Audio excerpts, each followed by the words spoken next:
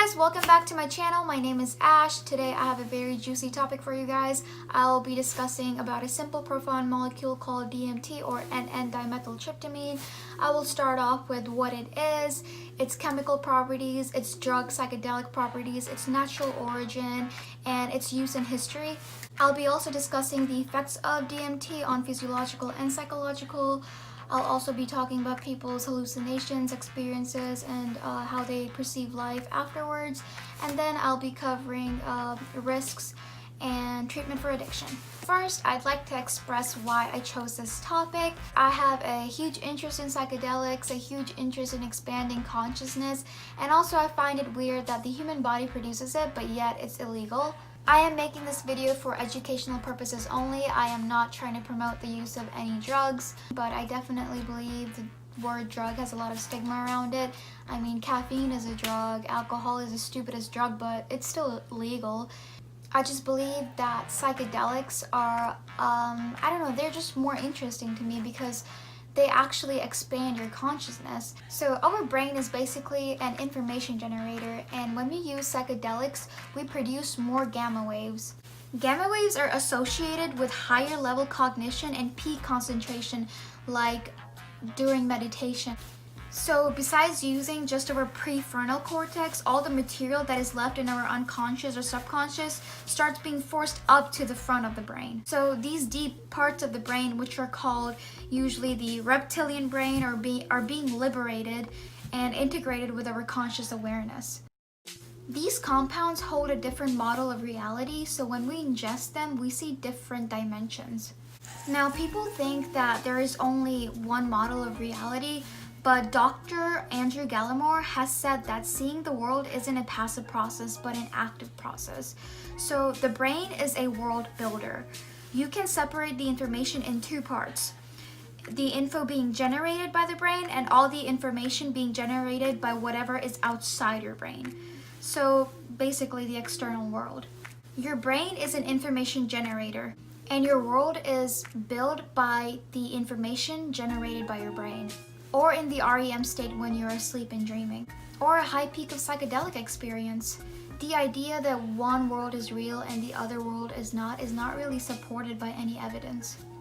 People say that psychedelics visuals are just distortions of reality, or perhaps the breakdown of brain's ability to construct the correct model of reality. But there is no true model of reality. People just assume that the world that they're conscious to is the real one, and that's important to them. But what psychedelics do is that they break down the boundary between the real and the unreal, and they show you the real world is much more fluid. The notion that we perceive is merely the way that we and our neurochemistry causes the information around within us to build our world has been mirrored by multiple studies. What we consciously see is what we take as facts. This is a metaphor for our perception in general. This pretty much applies in all circumstances in waking life. Perception is just how we decide information around us.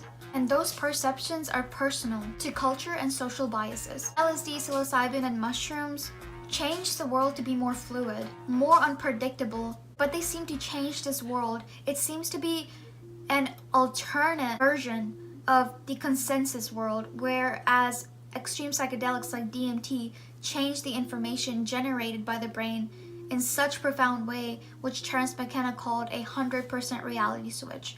It switches the brain so rapidly, it takes the consensus world and makes the bizarre, higher, complex alien reality. So yeah, I just don't perceive psychedelics as drugs because I believe they, if taken in good settings and for good reasons, not just for recreational use, I feel they could really benefit people. Please don't forget to like, subscribe, and leave some comments down below of any other video suggestions you guys have. And yeah, thanks for watching, guys. So starting off with, what is DMT? DMT is a simple profound molecule. Anything could synthesize DMT. It exists in a lot of plants and animals, including humans. So yeah, you right now, you're carrying it. It's an illegal psychedelic tryptamine compound. It's referred to as a spirit molecule because of its intense psychedelic experiences. It's not as well known as LSD or mushrooms, but DMT is known to be the most intense psychedelic to ever exist. Now moving on to its chemical properties.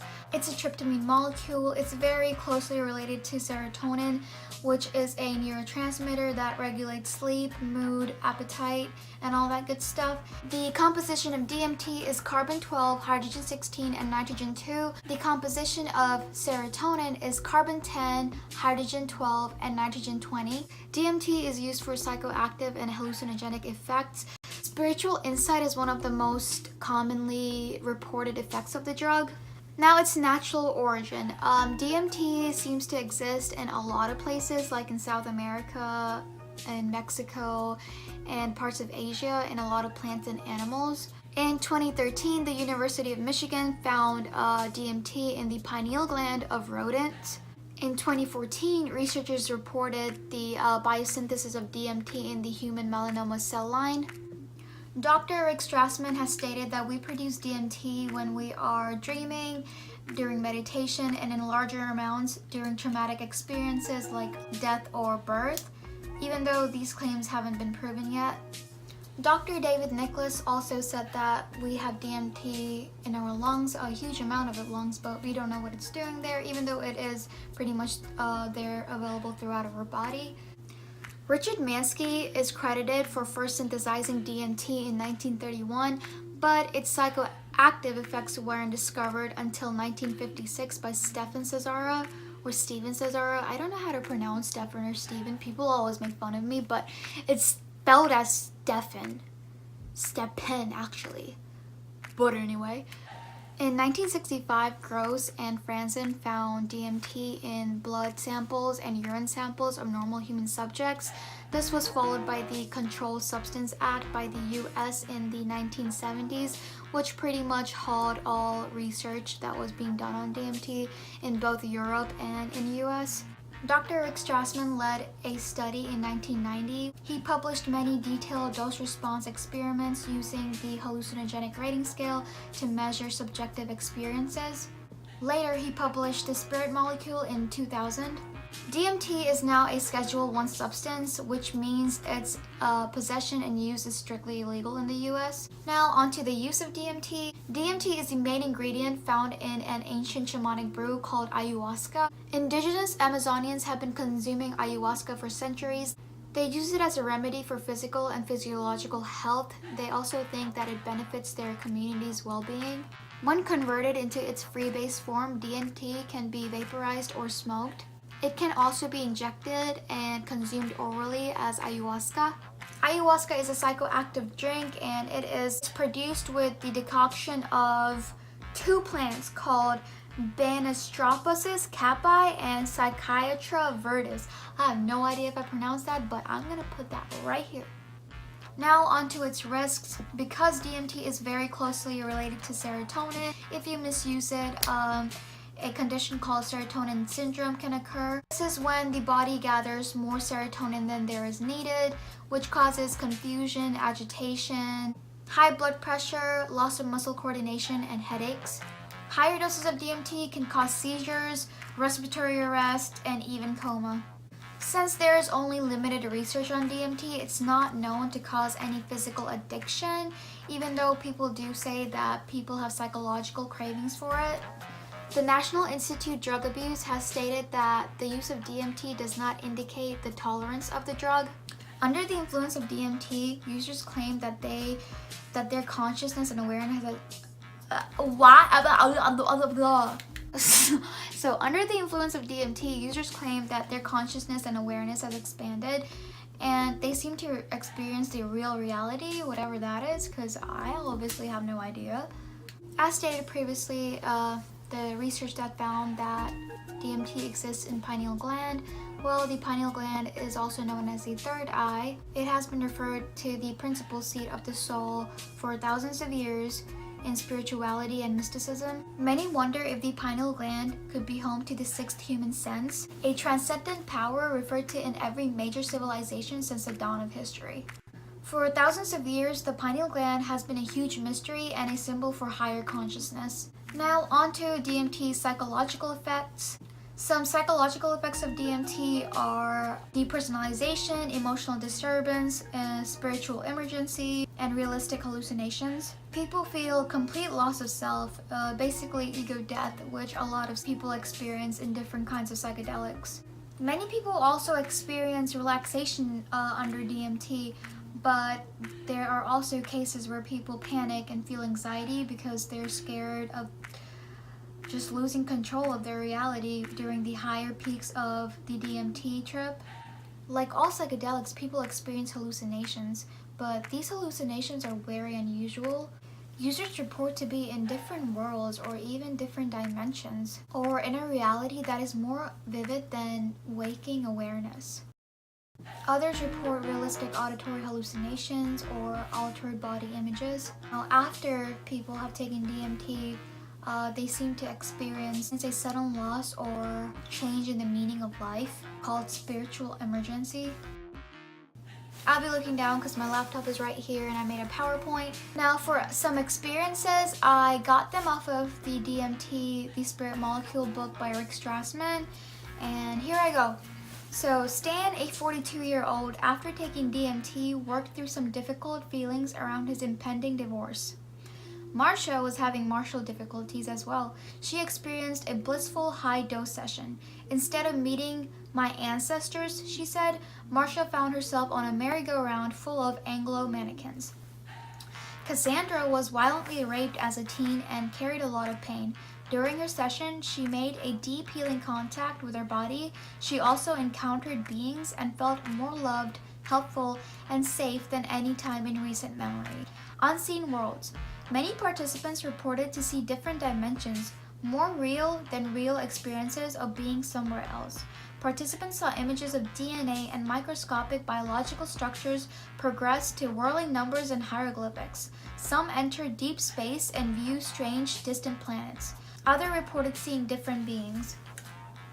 Mystical states. Cleo entered deep space and danced with the star system. She said she was directed to go inward and discovered God dances in every cell of my body, and every cell of life dances in God. Wow, that's very deep. Scene was led by fellow travelers into a bright white light.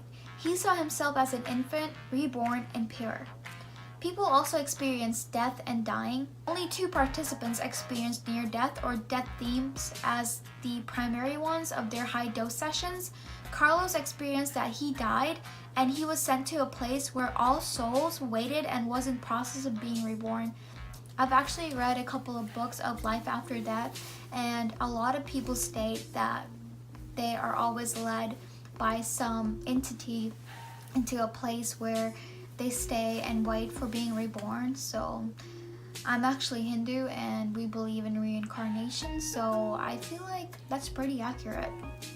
Other people experienced pain and fear. Half of 60 volunteers had difficulties during their high dose sessions. Those who experienced unpleasant experiences dropped out or were asked to discontinue. Ida didn't like losing self-control, so she dropped out. Ken experienced anal rape by alien alligators. Wow, okay. Andrea felt like she was dying. Kevin met a scary, hostile African warrior queen who was outraged at his presence, which set off piercing alarms. And yeah, that's pretty much all I had for the experiences. Now let's move on to more hallucinations and perception of life afterwards.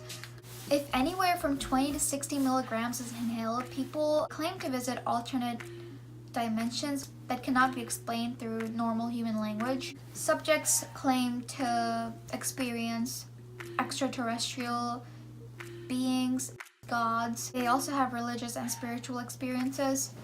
Now, the duration of this experience can only last 5 to 15 minutes, but it's so intense that subjects claim they feel like they've been gone for much, much longer.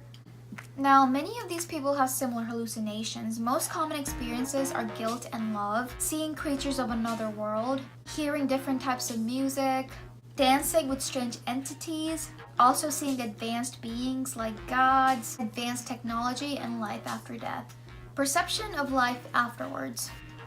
Some subjects report that their life has been profoundly affected by the use of DMT. They feel very open to the spirit world. Some subjects have better understanding of themselves, life in general, while others kick away bad habits like addiction. Now, treatment for addiction. Treatment can be received from inpatient or outpatient rehabilitation programs. Usually people who abuse DMT have the tendency to abuse other drugs. Now, physiological effect. DMT is not known to cause any physical dependence, although there are some short-term effects of DMT like anxiety, delirium, diarrhea, hyperthermia, intense fear and panic, dilated pupils, and lung irritation. Long-term effects of DMT in dangerous amounts can lead to loss of consciousness, coma, and even death. Now, some facts and anecdotals about DMT. DMT does have therapeutic use. Ayahuasca is now commonly used all around the world to decrease depression and addiction. Between 1990 and 2015, there have been 6 studies that found ayahuasca, including psilocybin and LSD, hold promising potential for treating depression, anxiety, alcoholism, and tobacco addiction. Based on personal accounts suggest that properly using DMT can increase spirituality and life betterment. Many claim that DMT gives them the ability to connect to the unconscious part of their minds, which allows them to see issues and mental blocks that they have been suffering from a new point of view. Please don't forget to like and subscribe. Leave some comments down below if you guys have any questions and I'll get back to you. I hope you guys enjoyed this video and learned something new today. Thanks for watching, guys.